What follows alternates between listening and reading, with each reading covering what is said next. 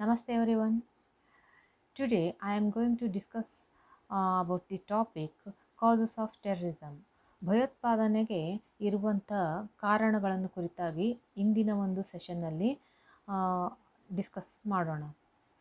The major causes of terrorism in general are as follows. Economic factors. The most popular theory is that poverty causes terrorism. When people are deprived of certain resources and opportunities, poverty can create resentment and cause some to turn to terrorism in order to express their outrage. ಇಲ್ಲಿ ಭಯೋತ್ಪಾದನೆಗೆ ಇರುವಂಥ ಮುಖ್ಯವಾಗಿರುವಂಥ ಕಾರಣಗಳಲ್ಲಿ ನಾವು ಆರ್ಥಿಕ ಕಾರಣವನ್ನು ಮೊದಲನೇದಾಗಿ ತೆಗೆದುಕೊಳ್ತೀವಿ. ಈ ಒಂದು ಥಿಯರಿಯ ಪ್ರಕಾರವಾಗಿ ಬಡತನ ಅನ್ನುವಂಥದ್ದು ಭಯೋತ್ಪಾದನೆಗೆ ಮುಖ್ಯವಾಗಿರುವಂಥ ಕಾರಣೀಭೂತ ಅಂಶ ಆಗಿದೆ.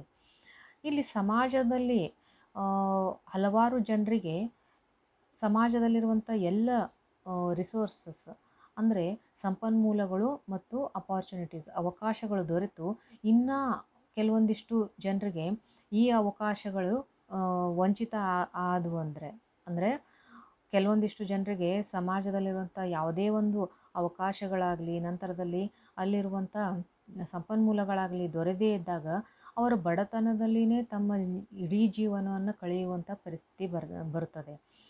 ಆವಾಗ ಈ ಒಂದು ಬಡತನದಿಂದ ಬೇಸತ್ತಿರುವಂಥ ಜನರು ಈ ಭಯೋತ್ಪಾದನಾ ಚಟುವಟಿಕೆಗಳ ಮುಖಾಂತರ ತಮ್ಮಲ್ಲಿರುವಂಥ ಅಸಮಾಧಾನವನ್ನು ಹೊರಗೆ ಹಾಕ್ಲಿಕ್ಕೆ ಪ್ರಯತ್ನವನ್ನು ಮಾಡ್ತಾ ಬರ್ತಾರೆ. ಇದಕ್ಕೆ ಒಂದು ಮುಖ್ಯವಾಗಿರುವಂಥ ಉದಾಹರಣೆ ಅಂತಂದರೆ ಶ್ರೀಲಂಕಾದಲ್ಲಿರುವಂಥ LTT ಸಂಘಟನೆ ಅಂತಂದು ಹೇಳ್ಬೋದು. Second one, political factors.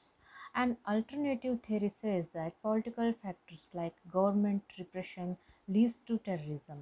Unstable and, according to some, undemocratic societies from weak governments causes the people to suffer. ಇಲ್ಲಿ ಎರಡನೇದಾಗಿ ರಾಜಕೀಯ ಅಂಶಗಳು ಇಲ್ಲಿ ಕೆಲವೊಂದು ಕಾರಣೀಭೂತ ಅಂಶಗಳಾಗಿ ಆಗ್ತಾ ಇರುವಂಥದ್ದನ್ನು ನೋಡ್ತೀವಿ.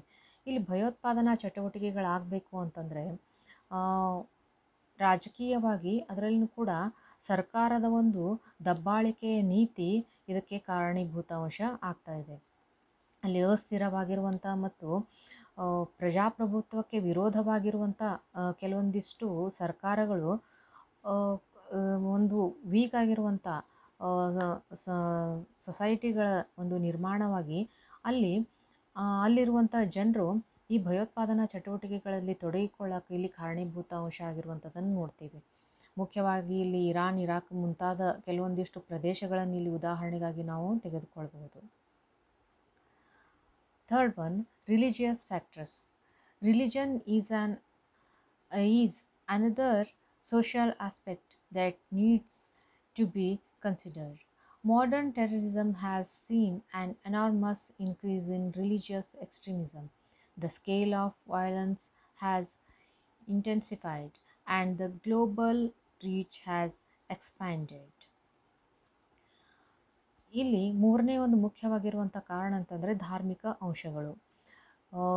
ಇಂದಿನ ಒಂದು ದಿನಮಾನಗಳಲ್ಲಿ ಅಂದರೆ ಮಾಡರ್ನ್ ದಿನಮಾನಗಳಲ್ಲಿ ಆಧುನಿಕ ದಿನಗಳಲ್ಲಿ ನಾವು ಈ ಭಯೋತ್ಪಾದನೆಗೆ ಈ ಧಾರ್ಮಿಕತೆ ಅನ್ನುವಂಥದ್ದು ಒಂದು ಮುಖ್ಯವಾಗಿರುವಂಥ ಕಾರಣೀಭೂತ ಅಂಶವಾಗಿದೆ ಅಂತಂದು ಹೇಳ್ಬೋದು.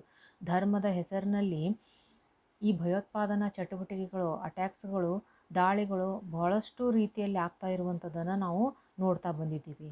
ಇಲ್ಲಿ ಒಂದು ಉದಾಹರಣೆ ಅಂತಂದರೆ ಪಾಕಿಸ್ತಾನದಲ್ಲಿರುವಂಥ ತಾಲಿಬಾನ್ಸು, ನಂತರದಲ್ಲಿ ಇಸ್ಲಾಮಿಕ್ ಜಿಹಾದ್ ಒಂದು ಪ್ಯಾಲೆಸ್ತೈನಿನಲ್ಲಿ ಆಗ್ತಾ ಇರುವಂಥ ಆಂದೋಲನಗಳು ಇದಕ್ಕೆ ಒಂದು ಉದಾಹರಣೆಯಾಗಿ ನಾವಿಲ್ಲಿ ನೀಡಬಹುದು. Next one, state sponsored terrorism. It refers to nations that use terrorism as an instrument of state policy against another nation. Such countries sponsor terrorism by funding terrorist groups. State sponsored terrorism ಅಂದರೆ ರಾಜ್ಯ ಬೆಂಬಲಿತ ಒಂದು ಭಯೋತ್ಪಾದಕತೆ. ಇಲ್ಲಿ ಹಲವಾರು ದೇಶಗಳು ಈ ಭಯೋತ್ಪಾದನೆಯನ್ನು ಬೆಂಬಲಿಸ್ತಾ ಇರುವಂಥದ್ದನ್ನು ಕೂಡ ನಾವು ನೋಡ್ತಾ ಇದ್ದೀವಿ. ತಮ್ಮ ರಾಜಕೀಯವಾಗಿರುವಂಥ ಒಂದು ನೀತಿಯಲ್ಲಿ ಈ ಒಂದು ನೀತಿಯನ್ನು ಕೂಡ ಅವು ಅಳವಡಿಸಿಕೊಂಡಿರುವಂಥದ್ದು. ಒಂದು ದೇಶ ಇನ್ನೊಂದು ದೇಶದ ವಿರುದ್ಧವಾಗಿ ಇಲ್ಲಿ ಹೋರಾಟವನ್ನು ಮಾಡ್ತಿರುವಂಥ ಸಂದರ್ಭದಲ್ಲಿ ನ್ಯಾಯಯುತವಾಗಿ ಮತ್ತು ಕಾನೂನನ್ನು ಅನುಸರಣೆ ಮಾಡಿ ಅಲ್ಲಿ ಅದು ಆ, ಒಂದು ಹೋರಾಟವನ್ನು ಮಾಡೋದಿಲ್ಲ. ಆದರೆ ಕಾನೂನು ವಿರುದ್ಧವಾಗಿರುವಂಥ ಈ ಭಯೋತ್ಪಾದನಾ ಚಟುವಟಿಕೆಗಳ ಮುಖಾಂತರ ಬೇರೆ ದೇಶದ ಮೇಲೆ ದಾಳಿಗಳನ್ನು ಮಾಡ್ತಾ ಬರ್ತಾ ಇರುವಂಥದ್ದನ್ನು ನೋಡ್ತಾ ಇದ್ದೀವಿ. ಬಹಳಷ್ಟು ದೇಶಗಳು ಸರ್ಕಾರಗಳು ಇಂಥ ಒಂದು ಭಯೋತ್ಪಾದನಾ ಚಟುವಟಿಕೆಗಳಿಗೆ ಆಶ್ರಯವನ್ನು ನೀಡ್ತಾ ಇದ್ದಾವೆ. ಇಲ್ಲಿ ಉದಾಹರಣೆ ಅಂತಂದರೆ ಜೈಷ್ ಎ ಮೊಹಮ್ಮದ್ ಮತ್ತು ಲಷ್ಕರ್ ಎ ತೊಯ್ಬಾ ಇವೆರಡೂ ಕೂಡ ಪಾಕಿಸ್ತಾನ್ ದೇಶದಿಂದ ಬೆಂಬಲಿತವಾಗಿರುವಂಥದ್ದನ್ನು ನೋಡ್ತೀವಿ. ಇದು ಈ ಎಲ್ಲ ಅಂಶಗಳಿಗೆ ಇನ್ನೂ ಕೆಲವೊಂದಿಷ್ಟು ವಿಚಾರಗಳನ್ನು ತಿಳಿದುಕೊಳ್ಬೇಕಂತಂದರೆ ಇಲ್ಲಿರುವಂಥ ಹಲವಾರು ಪುಸ್ತಕಗಳನ್ನು ನೀವು ರೆಫರ್ ಮಾಡ್ಬೋದು. ಇಂದಿನ ಸೆಷನ್ನಲ್ಲಿ ಈ ಕಾರಣಗಳ ಕೆಲವೊಂದಿಷ್ಟು ಕಾರಣಗಳನ್ನು ಡಿಸ್ಕಸ್ ಮಾಡಿದ್ವಿ. ನೆಕ್ಸ್ಟ್ ಸೆಷನ್ನಲ್ಲಿ ಇನ್ನೊಂದಿಷ್ಟು ಅಂಶಗಳೊಂದಿಗೆ ಭೇಟಿಯಾಗೋಣ. ನಮಸ್ಕಾರ.